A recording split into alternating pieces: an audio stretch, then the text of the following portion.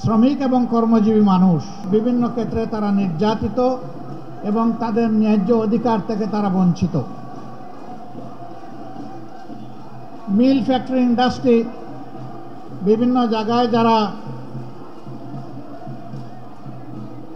উদ্যোক্তা তারা বিভিন্নভাবে তাদের সহকর্মী শ্রমিক এবং কর্মচারীদেরকে তারা উপযুক্ত মূল্যায়ন করেন না, তাদের শ্রমের মর্যাদা দেন না, কর্ম পরিবেশ নিশ্চিত করেন না। এটি হচ্ছে বাস্তবতা। আবার আরেকটা বাস্তবতা আছে, তারা যেমন নির্যাতন করেন শ্রমিকদের উপর, আবার তারা নির্যাতিত হন চাঁদাবাজদের হাতে। চাঁদাবাজরা বিভিন্নভাবে তাদের কাছে হাজির হয়, বিভিন্ন রূপ নিয়ে হাজির হয়, বিভিন্ন দিবস পালনের জন্য হাজির হয়, এমনকি আজকের দিবসটি পালন করার জন্যও বিভিন্ন জায়গায় হাজির হয়েছে। এই দ্বন্দ্ব কতদিন চলবে? আমরা চাই না এই দ্বন্দ্ব চলুক। আমরা চাই মালিক পক্ষ এটা বুঝবে, শ্রমিক বাঁচলে আমার শিল্প বাঁচবে, আমার ব্যবসা বাঁচবে। শ্রমিক যদি না বাঁচে আমার ব্যবসা এবং শিল্প বাঁচবে না।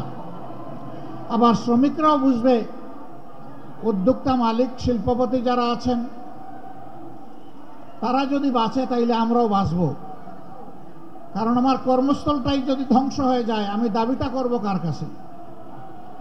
এই জন্য উভয় পক্ষেরই এখানে দায় আছে, দায়িত্ব আছে।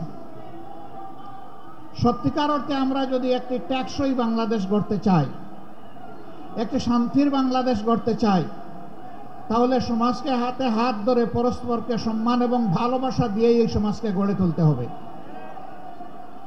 যেদিন মালিকরা শ্রমিকদেরকে মন ভরে আদর করবেন এবং সম্মান দিবেন, তারা নিশ্চিত থাকতে পারেন শ্রমিক তার 16 আনার শক্তি উজাড় করে এই মালিকের পাশে থাকবে।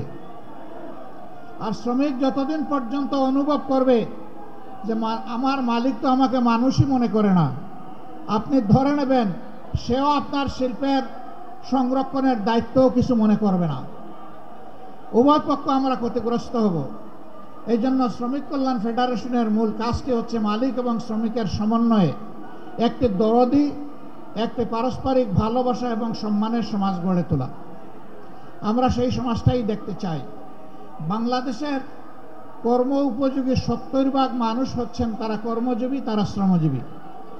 70% মানুষকে উপেক্ষা করে কোনো সমাজ সামনের দিকে এগিয়ে যেতে পারবে না।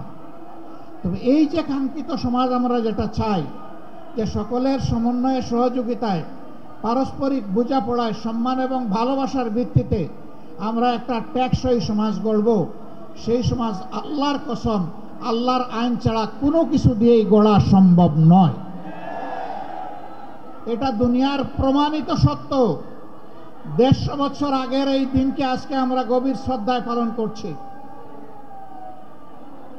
কিন্তু এই দিন পালন তো আমাদের বন্ধ হচ্ছে না। শ্রমিকদের কোথাও কোথাও অথবা অধিকাংশ জায়গায় হয়তো 8 ঘন্টার কর্মঘণ্টা আছে,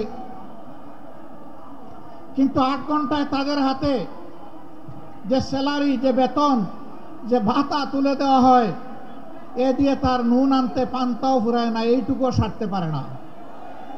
তাই বাধ্য হয়ে এক জায়গায় করে 8 ঘন্টা কাজ, আরেক জায়গায় গিয়ে করে 8 ঘন্টা কাজ। সে তো মেশিন নয় রে ভাই, সে তো একটা মানুষ, তারও একটা শরীর আমার মতো আছে, তারও কাজের চাপে ক্লান্তি আসে, তারও বিশ্রামের প্রয়োজন হয়, তারও পরিবারকে সময় দিতে হয়, কিন্তু তাদের জীবনটা অনেকটা অমানবিক জীবন। আমরা এই অমানবিক জীবনের অবসান ঘটাতে চাই।